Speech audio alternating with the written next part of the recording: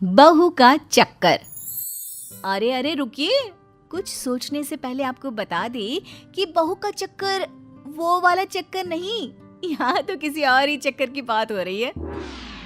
अरे अरे रिद्धि बहू, क्या हो गया? फिर चक्कर? हाँ सासू माँ, फिर चक्कर लग रहा है, पूरी दीवारें घूम रही है। गॉड, मैं तो गई बोलकर बहू तो छपाक से गिर जाती है। अरे रेंको पेंको जिंको कोई है, जल्दी आओ, बहू गिर पड़ी है फिर से। तभी सामने आ जाती है पड़ोसन।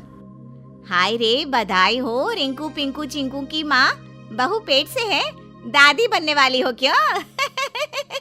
अरे चुप चुप कर, निकल। जब देखो तब हमारे घर के अंदर आंखें गड़ाई रहती है। अरे ऐसे चक्कर इसे हफ्ते में 10 बार आते हैं, तो क्या हर हफ्ते दादी बनने का जश्न मनाओ? चल। तभी रिद्धि का पति रिंकू आ जाता है। ओहो, फिर गिर पड़ी। एक तो इसका ना समझ में नहीं आता, गिर गिर कर इसका शरीर कितना मजबूत हो गया है, लेकिन फर्श बेचारी गिर गिर कर टूट रही है। फिर से सीमेंट का काम करवाना होगा। तभी रिद्धि को होश आ जाता है। शुक्र है होश आ गया। क्या कह रहे थे? फर्श टूट रही है और जो गिर गिर कर मेरा सर टूट रहा है उसका क्या? बढ़िया है। बहू उठकर खड़ी हो जाती है, लेकिन समस्या बहू के हर दिन चक्कर की वहीं फर्श पर ही गिरे रह जाती है। माँ जी, मैं डॉक्टर को दिखाने जा रही हूँ, मुझे अच्छा नहीं लगता। मैं घर की बड़ी बहू हूँ और आए दिन चक्कर खाकर गिर जाती हूँ। कल को दूसरी बहुएं भी आएंगी।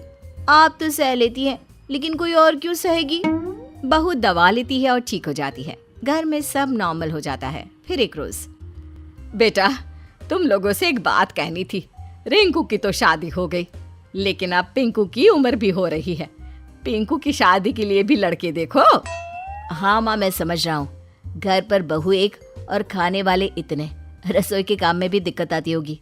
बोल, कैसी बहू ढूंढे छोटे के लिए? अरे जैसी मर्जी देख लो बेटा, बस ये देख लेना कि चक्कर पक्कर ना आता हो। बहू के चक्कर से तो मैं परेशान हो गई हूँ। खैर, किसी तरह छोटे की भी शादी हो जाती है। बड़ी और मझली बहू के साथ तो सास के व्यारे न्यारे होते हैं। कोई रोटी देती तो कोई सूप, कोई चाय लाती तो कोई सर दबाती। लेकिन कहते हैं ना, सब दिन एक से नहीं होते। एक रोज नई मझली बहू, माँ जी जल्दी आइए, ये देखिए रिद्धि भाभी को क्या हो गया, वो तो गिर पड़ी हैं। हाय रे, लग रहा है इसकी चक्कर आने वाली बीमारी खत्म नहीं हुई। इतने दिनों से ठीक थी तो लगा था सब ठीक है, लेकिन नहीं, बहू को तो बीमारी ने अपनी चपेट में अब भी ले रखा है। माँ रिद्धि को चक्कर आया और वो गिर पड़ी। अब छोटी शीतल को क्या बोलूं मैं? अरे बोल दे कुछ नहीं, चूहा देखकर डर गई। मैं डॉक्टर को बुलाती हूँ। तभी छोटी बहू सास से पूछती है, सासू माँ, वो रिद्धि भाभी को क्या हो गया? अचानक धम से गिर गई। अभी तो मैं सुबह का खाना बनाकर हटी हूँ, शाम की उनकी बारी थी, अब वो अचानक से बीमार हो गई। तभी छोटी बहू की माँ आती है।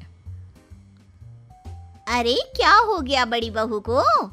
लगता है सास का प्रेशर है, बेचारी सह नहीं पा रही है। अरे क्या प्रेशर है? कोई प्रेशर नहीं है। वो तो बहू को बीमारी थी, हम लोगों को शादी से पहले बताया नहीं उसकी माँ ने। देखिए, आपकी बेटी को भी कोई बीमारी शिमारी हो ना तो बता दीजिए। वो क्या है ना, अब हिम्मत नहीं रही बहुओं के नखरे उठाने की। अरे उन्होंने आपको नहीं बताया तो कम से कम आप हम लोगों को तो बता देती। अब ये बताओ कि इतने सारे लोगों का काम क्या मेरी बेटी अकेले करेगी दोनों वक्त का? चल बेटी मायके। चल बेटी, अरे स्कूल में दाखिला नहीं कराया है बेटी का, शादी की है, ससुराल है, यहाँ से ऐसे लेकर नहीं जा सकते अपनी बेटी को। अरे तो क्या करूं, बेटी को रोटी बनाने की मशीन बनाकर यहीं छोड़ जाऊं? भरा पूरा परिवार, सास बुढ़िया जेठानी को चक्कर की बीमारी, ना जी ना। चल बिटिया। छोटी का पति कहता है, अरे कैसी बात कर रही है सासू माँ, अभी तो शादी हुई है हमारी, इतनी जल्दी बीवी को लेकर क्यों जा रही हैं? तो क्या करे मेरी अम्मा, मेरे साथ रसोई में कौन काम करेगा? ना जी ना, मेरे बस की नहीं है। छोटी बहू तो माँ के साथ निकल जाती है। अब रह जाती है बड़ी बहू। बड़ी बहू को जब होश आता है तो वो देखती है कि सभी उसके आसपास खड़े होते हैं। क्या हो गया? सब ठीक तो है ना? हाँ हाँ, घर खराब करके पूछ रही है सब ठीक तो है ना? अरे हो क्या जाता है तुझे? क्यों नहीं दिखा देती डॉक्टर को? अरे भाभी, ये ऐसी बीमारी थी तो शादी नहीं करनी चाहिए थी ना आपको भाई से। आपकी हालत देखकर मेरी बीवी भी चली गई। चली गई?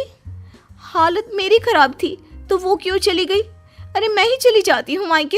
हाँ हाँ, तू जा जा, तू यही सही रहेगा।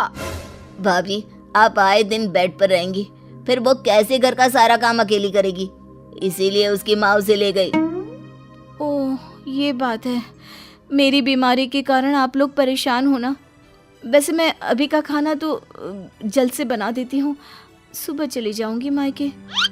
चक्कर खाकर गिरी बहू अब खड़ी हो जाती है, घर का सारा काम करके खाना बनाती है, सबको गर्मा गर्म खाना खिलाती है और फिर बहू बस कर, अभी अभी बिस्तर से उठी है, फिर गिरने का इरादा है क्या?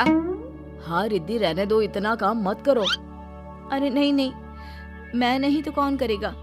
देवरानी को तो आए कुछ दिन ही हुए थे, लेकिन मैं ही तो सबका ध्यान रख रही थी, चाहे जो भी हो, तबीयत कितनी भी खराब रही हो मेरी।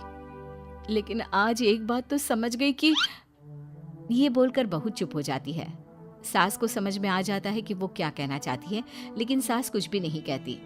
अगले रोज रिद्धि बहू अपना सामान पैक करके मायके के लिए निकल रही होती है कि सास कहती है, रुक जा रिद्धि, तू कहीं नहीं जाएगी, ये तेरा घर है।